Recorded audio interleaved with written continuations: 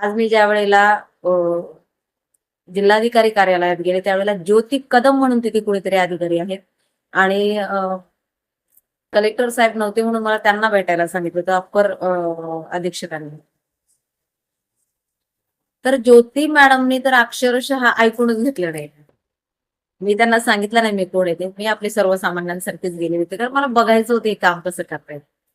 तर आता ज्योती मॅडम, मला काम करण्याचा कंटाळा आलेला आहे. तुमच्या बाबतीमध्ये ज्या ज्या शेतकऱ्यांनी माझ्याकडे कंप्लेंट केल्या होत्या की तुम्ही अजिबात ऐकूनच घेत नाही शेतकऱ्यांचं सुद्धा, तर ते खरं झालेलं आहे. आणि मी स्वतः आज तुमच्या ऑफिसला येऊन तुमचं बघितलंय काम करण्याची पद्धत तुमची काय आहे ती.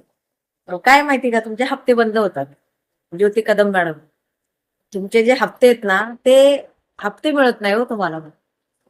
आम्ही लोक जे सांगू, शेतकरी सांगू तशी जर तुम्ही कारवाई केली तर तुम्हाला हप्ते मिळणारच नाहीये ना. त्याच्यामुळे तुम्ही कशी काय कारवाई कराल? तर तुमची ज्या पद्धतीमध्ये मला तुम्ही बोललात ना की हो आम्ही कारवाया केल्यात, बंद आहे, सगळं बंद आहे, तर ते जे तुम्ही मला बोलत होते ना, तर ते काय बंद आहे, कसं बंद आहे कळेल लवकरच तुम्हाला. तुमचा बायोडाटा पाठवलाय बावनकुळे साहेबांना, तर हरकत नाही. जे जे अधिकारी नडतील त्यांना मी पण नडणार आहे या व्हिडिओच्या माध्यमातून, एवढंच आणि प्रेमाने सांगतोय आज. बाकी आता काम माझं चालू झालेलं आहे.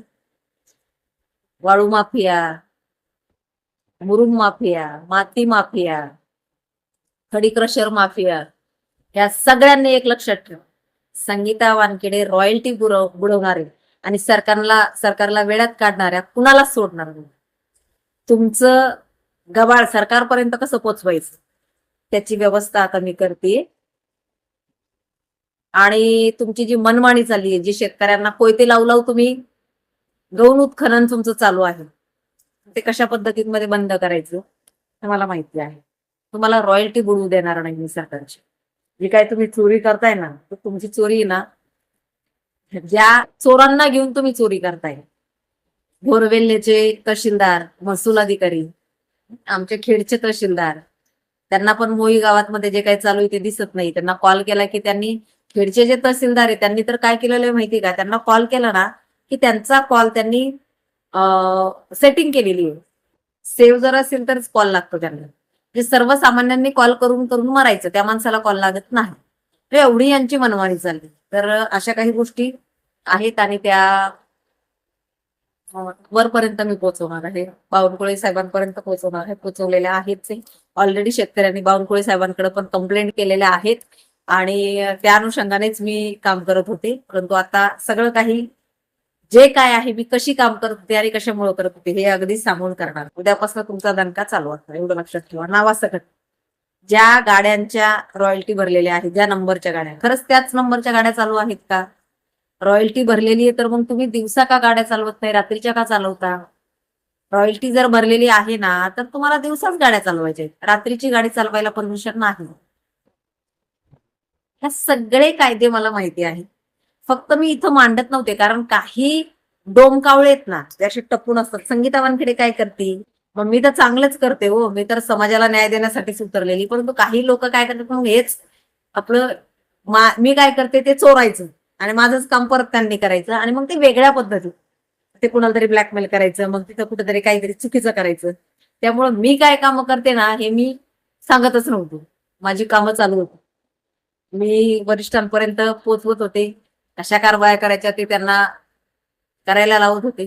परंतु आता मात्र मी त्या त्या ठिकाणी जाऊन लाईव्ह घेणार आहे आणि व्हिडिओ बनवणार आहे. आतापर्यंत मी बनवलेलं होते, परंतु मी आता व्हिडिओ बनवायला सुरुवात करणार आहे.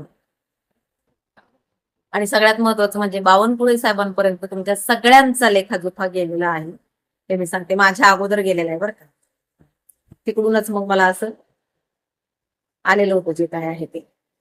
शेतकऱ्यांनी बावनकुळे साहेबांपर्यंत पोहोचवलेलं आहे आणि ते कळेल आता माती माफियांना, वाळू माफियांना, मुरुम चोरांना, सगळ्यांना. जेवढी जेवढी रॉयल्टी बुडवतायत, जेवढी जेवढी शेतकऱ्यांच्या जमिनींचं उत्खनन करतायत, त्या सगळ्यांना कळेल आता की याचे परिणाम काय भोगावे लागतात. आता तिथे जाऊन त्याची ती जी आहे ना फाईल, मुळशी फाईल, ती फाईल कशी आता बनवायची ना, ती बरोबर माझे काही पत्रकार बांधव आहेत ते माझ्यासोबत येणार आहेत. त्या भागात येऊन ड्रोन कॅमेऱ्याने आम्ही शूट करणार आहोत आणि कसं त्या डोंगराला पोखरणं लावलं तुम्ही लोकांनी, तेवढाच भाग राहिलेला आहे. कसा तो डोंगर आहे ना तुम्ही पोखरणं लावलं. आता हे सगळं महसूल मंत्र्यांपर्यंत आम्ही पोहोचवणार आहोत. तसं पोहोचलेलं नाही त्यांच्यापर्यंत, परंतु आणखी पोहोचवणार आहोत. हे बोरवेलला आणि राजगुरुनगरच्या तहसीलदाराला सांगायचंय, तुम्ही जी मनमानी लावली ना तिघांनी, ती मनमानी तुमची खपून घेतल्या जाणार नाही. आणि ओ कदमबाई, ज्योतिबाई कदम, तुम्हाला तुमचा चांगला अभ्यास झालाय. आज जे शेतकऱ्यांनी सांगितलं होतं ना त्याच्यापेक्षा कितीतरी डेंजर विचित्र आहात तुम्ही. तर होणार तुमचा पण चांगला बंदोबस्त बरं का ज्योतिबाई, होईल. आज मी एसपी ऑफिसलाही गेले होते. बऱ्याच दिवसाची मी तहसीलदार असतील, तलाठी असतील, त्यानंतर महसूल अधिकारी असतील, हे सगळ्यांना मी लेटर देत होते. आणि जे काही मी कामं हाती घेतलेली आहेत त्यांची किंवा त्यांना मेल करत होते, पण त्या मेलची उत्तर मला मिळत नव्हती. किंवा मेल त्यांनी त्या अधिकाऱ्यांना ते सांगतही असतील, परंतु ते अधिकारी मात्र हवं तसं काम करत नव्हते. म्हणून आज मी स्वतः जाऊन भेटले आणि खरं सांगते गिल साहेबांनी एवढा छान रिस्पॉन्स दिलाय. त्याच्या अगोदरही मी त्यांना भेटलेली होते, परंतु खरंच असे जर अधिकारी असतील ना तर मला वाटतं काम करायला, सामाजिक क्षेत्रात काम करायला मजा येते. चला आपलं म्हणणं ऐकून घेतलं जातं किंवा आपल्या म्हणण्याला काहीतरी एक नाही का प्रोत्साहन समोरून दिल्या जाते किंवा आपण काय म्हणतो त्यावर काम केलं जाते, बरं वाटतं. आणि असे अधिकारी खरं तर समाजामध्ये हवेतच काम करत असताना आपल्याला. आणि गिल साहेब जे एसपी आहेत गिल साहेब यांच्यासारखे जर अधिकारी असतील तर मला वाटतं कुणावरच अन्याय होणार नाही. तर खूप छान गिल साहेबांनी रिस्पॉन्स दिलाय मला आज. आणि खूप छान लगेचच क्विक त्यांनी त्या पोलीस स्टेशनचा मी त्यांच्याकडे तक्रार घेऊन गेले. त्या पोलीस स्टेशनच्या पीआयला त्यांनी लगेचच फोन केला माझ्या समोर आणि सांगितलं की त्या उद्या येतील तुमच्याकडे आणि त्या काय म्हणतायत त्यांचं म्हणणं ऐकून यांच्या पद्धतीत तुम्ही गुन्हे दाखल करा. तर फार छान वाटले ते त्यांची काम करण्याची पद्धत बघून. याच्या अगोदरही मी गेले होते त्याही वेळेला त्यांनी तसंच केलेलं होतं. आणि आमचे चोबे साहेबही आहेत, काम करतायत. आता निलंबित सॉरी आता बदली होईल त्यांची. अशा असे अधिकारी असतात. आज डुडी साहेबांना पण भेटायला गेले होते, कलेक्टरांना, परंतु ते भेटली म्हणजे माझी आणि त्यांची वेळ मिसिंग झाली आणि आमची भेट झाली नाही. परंतु होईल माझी आणि त्यांची भेट कदाचित उद्या होऊ शकते. आणि ज्या संदर्भात किंवा ज्या गोष्टीसाठी मी गेले होते तर मला त्या लोकांना एकच सांगायचंय की लक्षात घ्या, सुट्टी नाही तुम्हाला. कारण आत्ती केलंय तुम्ही लोकांनी. मी आतापर्यंत तुमच्या विरोधात मध्ये एक शब्दही टाकला नव्हता. मी तुम्हाला प्रेमाने सांगत होते की शेतकरी माझ्याकडे रडतायत, तुम्ही लोक त्यांना न्याय द्या, तुम्ही लोक कारवाया करा. पण तुम्ही लोक कारवाया करत नव्हते. खडी क्रशरसाठी सुद्धा जितकी रॉयल्टी भरल्या जाते किंवा जितकं त्यांना स्क्वेअर फीट ते दिल्या जाते रॉयल्टीच्या वेळेस, ज्या वेळेला ते रॉयल्टी घेतात त्यावेळेला, त्याच्यापेक्षा 10 पटीने जास्त आणखी खोदकाम होतंय. तर या सगळ्या गोष्टींवर काम करायचं होतं. आणि काम करत असताना कायदेशीर घटना जर आपल्याला मिळालेली असेल तर आपण काम करू शकतो. म्हणून आज दोनही माझे म्हणजे वसुंधरा पर्यावरण संवर्धन सामाजिक संस्था ही आपण स्थापन केलेली आहे. आणि त्याचबरोबर माझ्या दादाच्या नावाने आम्हाला ट्रस्ट स्थापन करायचं होतं. माझ्या आईची फार इच्छा होती की दादाच्या नावाने एखादी संस्था स्थापन करा आणि मग आपण त्या संस्थेच्या माध्यमातून कॅन्सरग्रस्त लोकांना कशी मदत करता येईल तर आपण करूया. कारण माझा दादा हा कॅन्सरने गेलेला आहे, सगळ्यांना माहिती आहे. तर रामदेवदास ठाकरे फाउंडेशन आज ते सुद्धा आम्ही रजिस्टर केलेलं आहे. आपण बऱ्याच क्षेत्रामध्ये काम करतो. महिलांवर होणारे अन्याय अत्याचार याच्यावर काम करतोय. पण कामगार संघटना आपली रजिस्टर झालेली आहे त्यावरही आपण काम करतोय. अन्याय तिथे प्रतिकार कामगार संघटना. आणि त्याचबरोबर आज आपण आणखी म्हणजे एक संस्था आणि एक ट्रस्ट असं आपण आज रजिस्टर केलेलं आहे. ते म्हणजे वसुंधरा पर्यावरण संवर्धन सामाजिक संस्था. म्हणजे पर्यावरणाचा जो काही ऱ्हास होत चाललेला आहे आपण बघतोय.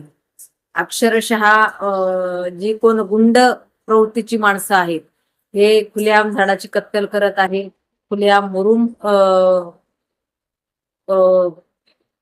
जास्तीत जास्त प्रमाणामध्ये उत्खनन होत आहे, मातीची तस्करी होत आहे. खडी क्रशर बघत असाल तुम्ही, याची रॉयल्टी भरल्या जात नाहीये जितकं. चला हरकत नाहीये, रजा घेते. आणि आज आनंदाची गोष्ट अशी आहे की आपली वसुंधरा पर्यावरण संवर्धन सामाजिक संस्था ही रजिस्टर झालेली आहे आणि माझ्या दादाच्या नावाने सुद्धा आम्ही फाउंडेशन रजिस्टर केलेलं आहे, राम देवीदास ठाकरे फाउंडेशन. तर या फाउंडेशनच्या माध्यमातून आम्ही कॅन्सरग्रस्त लोकांना जास्तीत जास्त मदत करण्याचा प्रयत्न करत आहे. चला रजा घेते.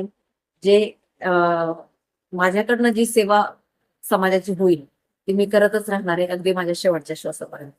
ज्या ज्या गोष्टीसाठी माझी गरज समाजाला लागेल त्या वेळेला मला त्या ठिकाणी समाजाने हाक द्यावी, मी अगदी त्यांच्या सेवेसाठी हरकत नाही.